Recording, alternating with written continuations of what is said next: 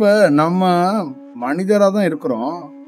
அப்ப அந்த நேரத்துக்குள்ள நம்மளால நம்மகிட்ட வர்ற ஒரு ரூ. 5,000 ரூ. 10,000 கிடைக்குது. நம்ம வீட்டுக்கு வந்து ஒரு ரூ. 7,000 தான் தேவைப்படுது. ரூ. 10,000 கிடைக்குது. ரூ. 7,000 வீட்டுக்கு இருந்தா போதுங்கிற மாரி. அந்த ரூ. 3,000ல நிச்சயமா பிறருக்கு குடுக்கலாம் அப்படிங்கும்போது, அது பிறருக்கு நீங்க குடுத்தீங்கன்னா, அது என்னன்னா, அந்த ரூ. 7,000 தேவைக்கு தான் இறைவன் வந்து உனக்கு ரூ. 7,000 குடுத்துருக்கான். ரூ. 10,000ங்கிறது எஸ்எஸ்ஸா குடுத்துருக்கான். நீ என்ன பண்ணலன்னு கூட யோசிக்கலாம்.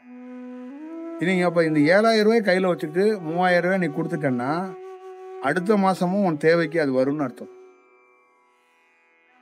நீ புத்திசாலியா, நீயே இறைவனா செயல்பட்டு, இந்த 10,000மும் எனக்கு தான் குடுத்துருக்கான். 10,00,00,000 எனக்கு தான் குடுத்துருக்கான். 10,00,000மும் எனக்கு தான் குடுத்துருக்கான். இப்ப ஆப்போசிட்ல கிடைக்காதவன் திமிரெடுத்து அலையிறான்ட்டு நீ பண்ணலன்னா, ஒரு நாள் என்ன பண்ணன்னா, அந்த காசெல்லாம் அங்க இருக்கும். அத அனுபவிக்க நீ இருக்க மாட்ட. புரியுதுங்களா? இங்க இருக்கிற பெரிய பெரிய கோடீஸ்வரர்களோட பணங்கள் எல்லாம் பேங்க்ல இருக்கும். அனுபவிக்க அவங்க இருக்க மாட்டாங்க. அத ஞானி என்ன சொல்லுவான்னா, உன்கிட்ட வர்றத நீ பயன்படுத்து. ஒரு பொருள கூட பயன்படுத்தாம வைக்காத. புரியுதா? வர்ற சக்தி வருதுல்ல, கையில வாளா எடுத்து பயன்படுத்து. முதல்ல சேமிச்சு வச்சுக்க. அதுக்கப்புறம் களை பண்ணி செய். அதே மாதிரி ஒரு பொருள் வருதா, அத ஏன் சேர்க்கிற? களத்துல கொண்டாந்து வை. ரூ. 1,00,00,000 உனக்கு நன்கொடை தர்றானா? அத எதுக்கு ரூ. 1,00,00,000 குடுக்குறான்? நீ 1 கோடி நீ வந்து யாரு? நான் யாரு? நீங்களே சொல்லுங்க, நான் யாரு? நான் எல்லாத்தையும் தூக்கி எறியப்பட்ட ஒரு பரதேசி. இந்த பரதேசிக்கு வந்து ரூ. 1,00,00,000 எதுக்கு? ரூ. 1,00,00,000 வச்சு என்ன பண்ண போறான்? காசை திறக்கணுங்கிறதுக்காக தான் இந்த விஷயமே, இந்த வேஷமே கிடைச்சிருக்கு. அப்ப மீண்டும் இந்த பரதேசி ரூ. 1,00,00,000 வச்சு என்ன பண்ண போறான்? அப்ப இந்த 1 கோடி எதுக்கு கொடுக்குறான் அந்த பரதேசிக்கு கடவுள்? ஒரு மனிதன் மூலியமா கொடுக்குறான். ஏன் கொடுக்குறான்? பல பேருக்கு நீ பங்கிட்டு கொடுப்பன்னு கொடுக்குறான். அப்ப என்ன சொல்றான்? அவனை நம்புறான். மனிதன்கிட்ட கொடுத்தேன், பங்கிட்டு கொடுக்க மாட்டான். பங்கிட்டு கொடுத்தாலும் அவன் சொந்த பந்தத்துக்கு கொடுக்குறான். அதுலயும் இல்லைன்னா அவன் பார்த்து அவனுக்கு தேவைக்கு ஏற்ற மாதிரி பங்கிட்டு கொடுக்குறான். பாக்கி எல்லாத்தையும் உள்ளே வச்சுக்கிறான். ஆனா உன்கிட்ட எது கொடுக்குறேன்னா, பல பேருக்கு அதை பல கூறா போட்டு பிரிச்சு கொடுப்ப. பல்வேறுபட்ட விதத்துல அது போய் சேர்றதுக்கான வாய்ப்பை உருவாக்க வேண்டாம் உன்கிட்ட கொடுக்கறது. நீயும் அதை உன் பேர்ல அதை ட்ரஸ்டா வச்சுக்கிட்டு, பல கோடிகளை வச்சுக்கிட்டு, தங்கத்தை வச்சுக்கிட்டு, சுவாமிகள் வந்து பிறந்த நாள் அன்னைக்கு மட்டும் அப்படியே வெண்ணெய்கள்ல சோறும் நெய்கள்ல சோறும் அப்படி பண்ணா அது என்ன பண்ணும்? ஒரு ட்ரஸ்ட் இப்போ ஒரு வேடிக்கையானது. கரண்ட்ல இருக்கிற ஒரு பெரிய குரு, அவர் ட்ரஸ்ட்ல எனக்கு தெரிஞ்சு பல பல கோடிகள் இருக்கும். அந்த கோடிகள் வச்சிருக்கிறாரு. ஒரு வகுப்புக்கு எனக்கு தெரிஞ்சு பல டாலர்கள் வாங்குறாரு. தமிழ்நாட்டில் பல பணங்கள் சார்ஜ் பண்றாரு.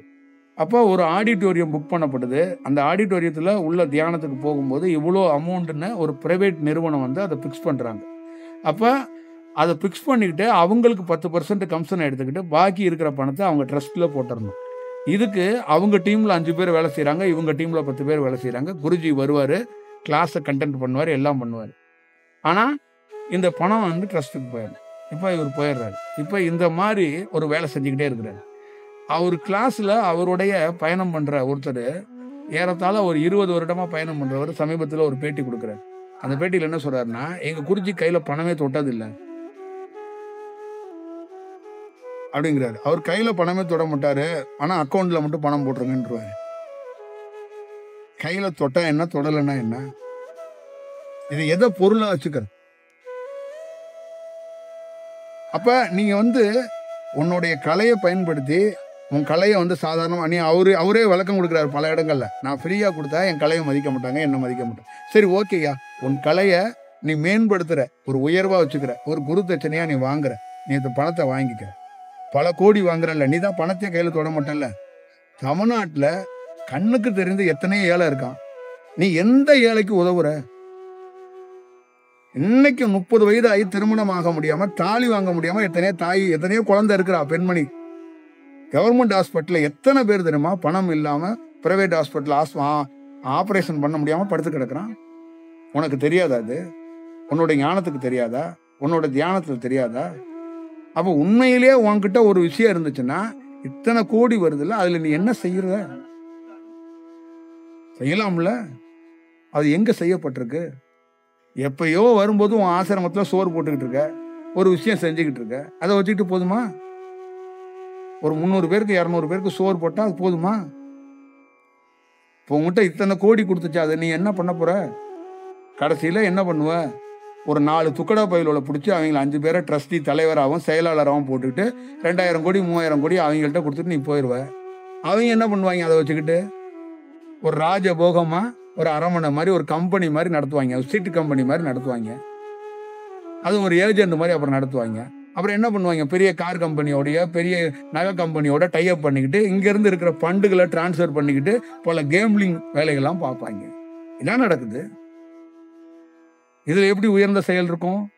அப்போ உங்ககிட்ட கொடுத்துருக்கிற பொருள் 10 கோடி 20 கோடி 100 கோடி 50 கோடி இருக்குன்னா அது எதுக்கு கொடுத்துருக்குன்னா உன்னை பெருமைப்படுத்துறதுக்கு இல்லை, நீ ஒழுங்கா பங்கிட்டு இந்த மக்கள்கிட்ட கொடுப்பங்கிறதுக்காக. அந்த மக்கள்கிட்ட கொடுக்க கூடாதுங்க, அது தேவைக்கு உரியவன்கிட்ட கொடுக்கணும். அதுதான் முக்கியம். பசியன்னு இருக்கிறான்ல அவனுக்கு தான் சோறு போடணும். பசியை அறியாதவனுக்கு என்ன பண்ணணும்? உனக்கு பசிக்கிற வரைக்கும் கொஞ்சம் காத்துருன்னு சொல்லி அவனை தள்ளி நிப்பாட்டணும் 5 அடி.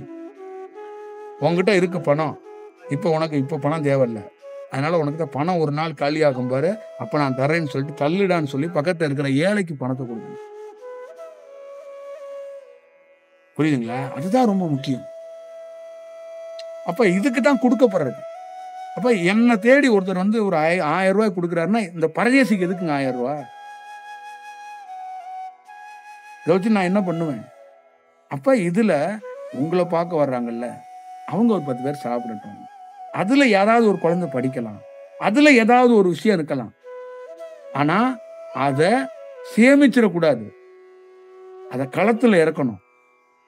அது பேங்க்ல போட்டு வட்டி போடுறதுக்கு நமக்கு இறைவன் கொடுக்கல, அது களப்பணி செய்யறதுக்காக தான் கொடுக்குறான்.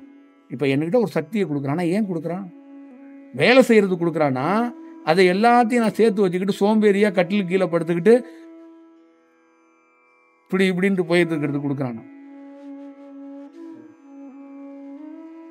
பல பேர் வருவாங்க கஷ்டத்தோட, அப்ப அவங்களுக்கு இந்த சக்தி பயன்பெறட்டும் அப்படிங்கிறதுக்காக தானே இந்த விஷயத்த வந்து நம்ம கொடுக்கப்படுது.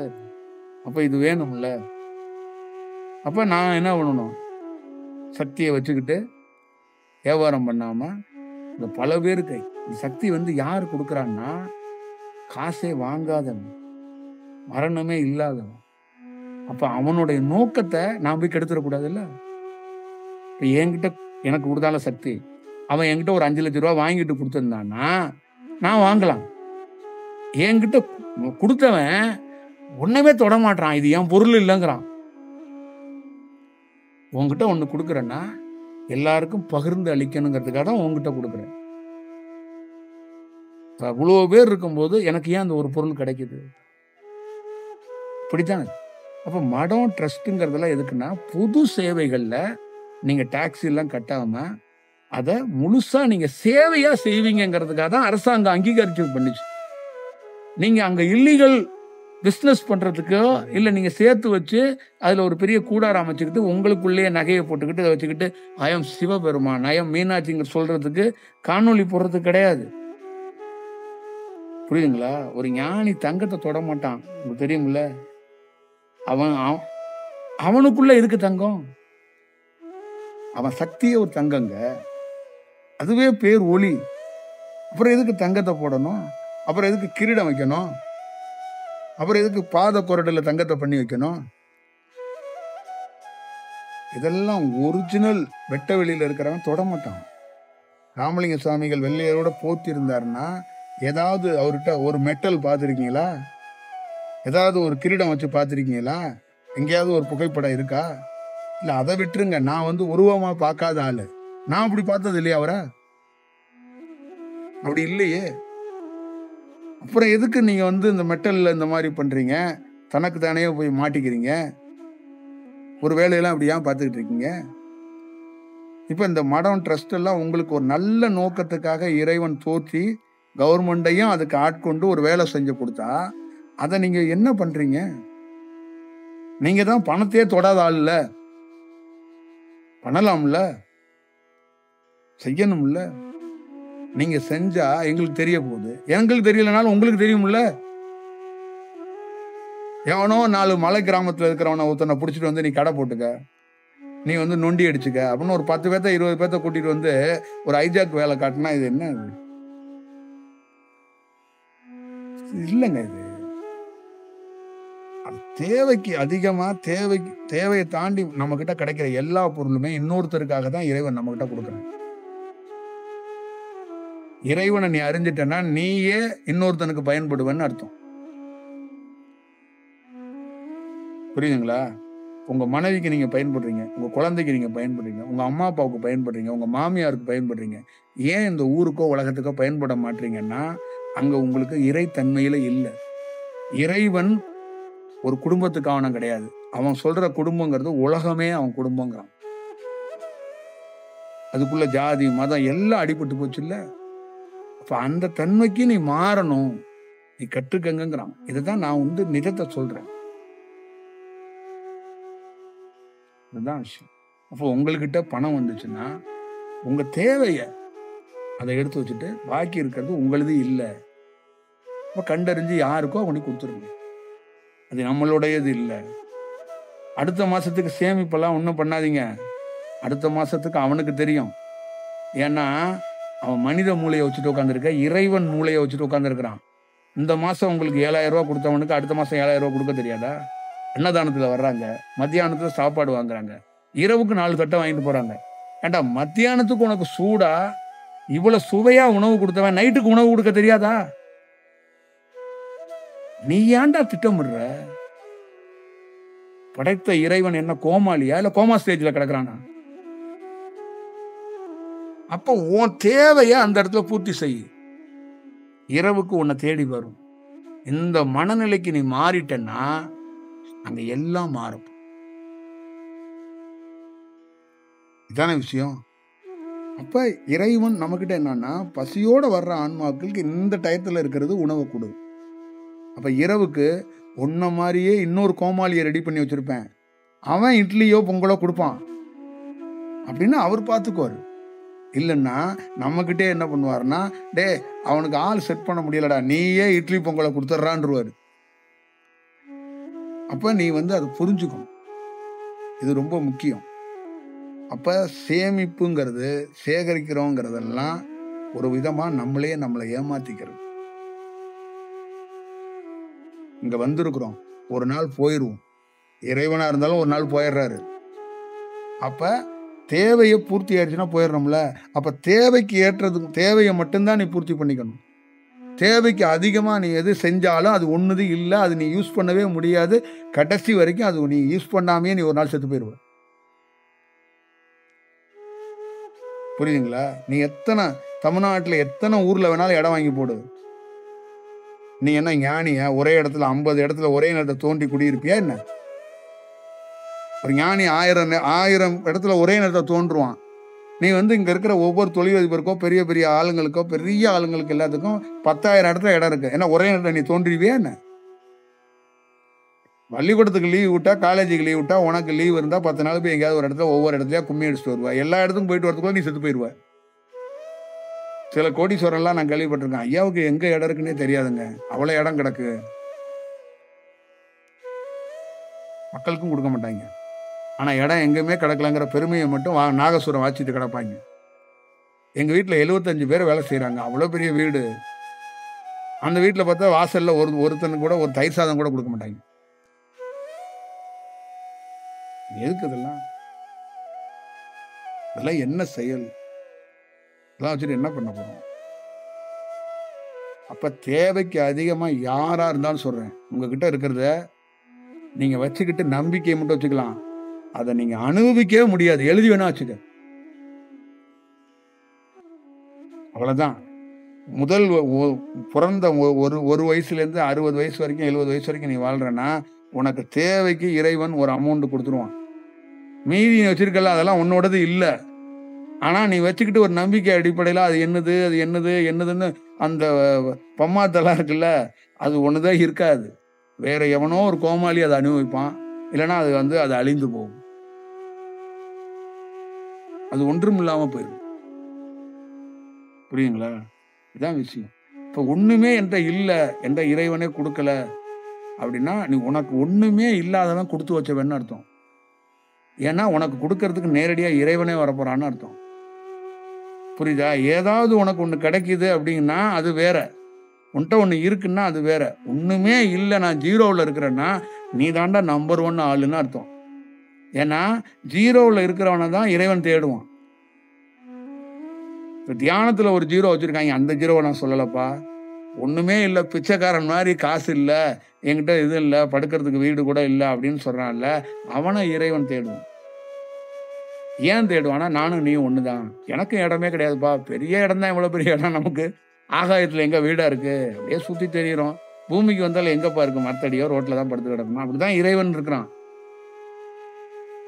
புரியுதுங்களா? அவன் என்ன சொல்றான், நீ நானும் ஒண்ணுதான், என்கிட்ட என்ன ஏடிஎம் கார்டா இருக்கு? ஒரு ஞானி சொல்றானா, கிரெடிட் கார்டு ஏடிஎம் கார்டெலாம் நான் வச்சிருக்கேன் சொல்றான்.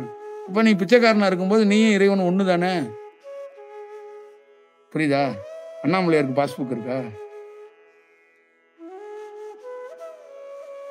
அண்ணாமலையார் பேர்ல ஒரு ட்ரஸ்ட் இருக்கு, அண்ணாமலையாருக்கு பாஸ்புக் இல்லைல்ல. அண்ணாமலையாரை போய் ஐசிசிலையும் ஸ்டேட் பேங்க்லையும் நின்று பணம் எடுத்துட்டு இருக்காரு. இப்போ அவர் என்ன சொல்றாரு, எனக்கு ஒன்றும் இல்லைப்பா, நானே ரோடு. அது ஒரு இதுதான் விஷயம், உண்மை தத்துவம் இதுதான். புரியுதுங்களா? அவ்வளோ பெரிய கோயில் இருக்கு, அவ்வளோ பெரிய கோயில் கட்டுறாங்க, ஆனால் அந்த கோயிலுக்குள்ளே அவர் இருக்க மாட்டார். ஏன்னு கேட்டிங்கன்னா, அது வர்றவங்களுக்கு ஏதாவது யூஸ் ஆகும்பா, அதுக்காக தான் கட்ட சொன்னேன், அங்கே நான் குடியிருக்க மாட்டேன் பாரு. கடவுள் எப்பயுமே கோயிலுக்குள்ளே குடியிருக்க மாட்டாங்க, நல்லா ஞாபகம் வச்சுக்கோங்க. அது என்ன சொல்கிறான்னா, வர்றவங்களுக்கு யூஸாக இருக்கும். அப்போ என் பேரை சொல்லணும்னா கட்ட மாட்டாங்க. அருணாச்சலம் அண்ணாமலைன்னா கட்டுவாங்க, வேற ஏதாவது பேரை சொன்னால் கட்டுவாங்களா? சரி, நான் தான் அவனை தடுத்து பண்ணி கட்ட சொன்னேன், வர்றவனுக்கு யூஸாக இருக்கட்டும், ஏதாவது ஒன்று பண்ணிக்கிட்டு போகணும், அங்கே ஒன்று வச்சுருக்கேன், அவங்க ஏதாவது பண்ணிக்குவாங்க, ஆனால் நம்ம ரோடு தான் பாரு, நம்ம வீடு, நமக்கு எப்பவுமே வெட்ட வெளி தான் அப்படிங்கிறது தான் இறைவனோட செயல். அப்போ இறைவன் என்னமோ திருப்பதியில் அவர் வெங்கடாஜலபதி அந்த கோயிலுக்குள்ளேயே படுத்த கிடக்கிறாரு. சொல்லுங்க நீங்க, அது இல்லை இல்லை. அவ்வளோ பெரிய சபரிமலை காட்டுக்குள்ளே அவர் ஐயப்பன் சின்ன கோயில் இருக்கு, அந்த கோயிலுக்குள்ள ஒரு சிலை வச்சிருக்காங்க, எல்லாம் வச்சிருக்கிறாங்க. இப்போ பல மக்கள் வர்றாங்க, மக்கள் பயனடைகிட்டு இருந்தா அந்த இடம். ஐயப்பன் எங்க இருக்கிறான்னா அந்த காடு மலைகளுக்குள்ள வெட்ட வழிக்குள்ள அப்படியே சுத்திக்கிட்டு இருக்கான், உலாவுல இருக்கான். புரியுதுங்களா? இப்போ இங்க இருக்கிற அண்ணாமலையா அருணாச்சலமா கோபுரத்துக்குள்ளேயே கோயிலுக்குள்ளேயே படுத்து கிடக்குறாங்க, இந்த மலையில படுத்து கிடக்குறாங்க, வெயில் மலைகள் எல்லாத்துக்குள்ளேயும் அப்படியே தான் படுத்து கிடக்குறாங்க. அப்போ ஒரு பிச்சைக்காரனா இருக்கிறவன் பெருமை தான் கொள்ளணும். புரியுதுங்களா? அதுதான் விஷயம்.